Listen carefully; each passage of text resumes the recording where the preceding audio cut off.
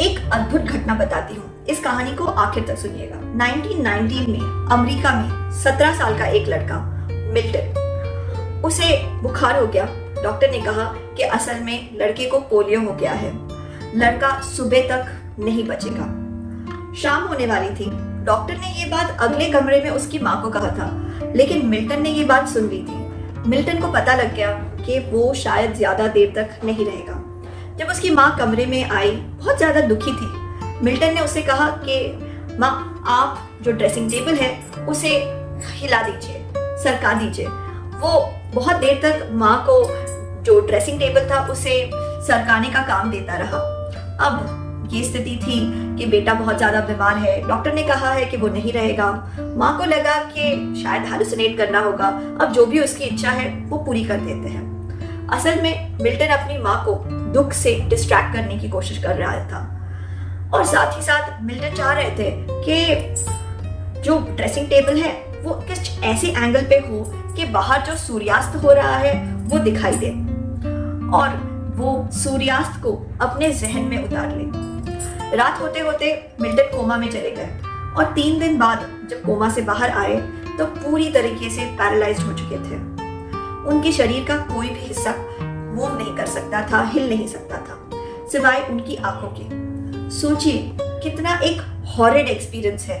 ये एक ऐसी चीज है जैसे कि आप किसी सपने में अटक गए हैं और आप अपने शरीर को चला नहीं पा रहे हैं, दुनिया देख पा रहे हैं लेकिन बोल नहीं पा रहे हैं, आपकी जो जरूरतें हैं वो दूसरों को नहीं बता पा रहे हैं, और दूसरे जो भी कर रहे हैं वो आपको सुनाई दे रहा है, दिखाई दे रहा है। इस तरीके की एक भयंकर स्थिति में मिल्टन फंस गए थे।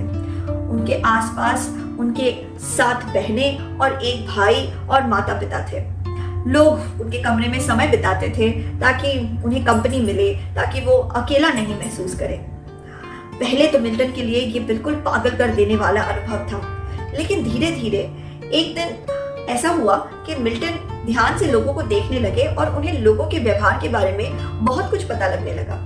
एक दिन ऐसा हुआ कि उनकी बहन एक आइडिया को लेके कह रही थी कि हाँ, ये अच्छी आइडिया है, लेकिन जिस तरीके से उन्होंने कहा कि ये अच्छी आइडिया है, उनके आवाज से ये नहीं लग रहा था, उनके चेहरे के एक्सप्रेशन से ये नहीं लग रहा था कि उनको लगता था कि ये सच में अच्छी आइडिया है। उन्हें पता लगा धीरे धीरे कि लोग मुंह से जो कहते हैं वो गलत भी हो सकता है, वो झूठ भी हो सकता है, और उसे अगर पकड़ना हो तो लोगों के चेहरों के एक्सप्रेशन के ऊपर ध्यान देना चाहिए, उनके वॉइस मॉड्यूलेशन, वॉइस के पिच के ऊपर ध्यान देना चाहिए। अगर हम इन चीजों के ऊपर ध्यान देंगे तो फिर हमें पता लग सकता है कि कौन सच बोल रहा है और कौन झूठ बोल रहा है। थोड़े ही समय में मिल्टन सीख गए कि हाथों के एक्सप्रेशन का क्या मतलब है, खड़े रहने के तरीके का क्या मतलब है।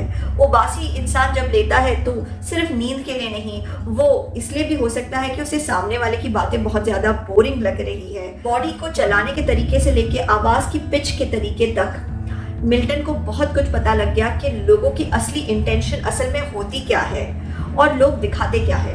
लोग अपनी भाषा के ऊपर तो नियंत्रण पा सकते हैं, लेकिन लोग अपने चेहरे की भंगिमा पे नियंत्रण पाना भूल जाते हैं। कुछ ही महीनों में धीरे धीरे समय के साथ मिल्टन के बोल पाने की शक्ति चिकित्सा के साथ वापस आ गए। अब मिल्टन बोल तो पाते थे, लेकिन फिर भी चल फिर नहीं पाते थे। उनका खूब मन करता था कि वो चले फिरे, दूसरों के साथ जाए। एक दिन वो बाहर दूसरों को खेलते हुए देख रहे थे और उनका खूब मन किया कि वो भी दौड़े भागे खेले। तब अचानक से उन्हें महसूस हुआ कि जैसे कि उनके पैर का एक मसल हिलने लगा, थोड़ा कपकपाने लगा। मिल्टन को ये चीज बहुत इंटरेस्टिंग लगी। उन्हें ये समझ में आया कि क्योंकि वो खेलना इमेजिन कर रहे थे, इसका असर उनके पैरों के मसल पे पड़ने लगा था।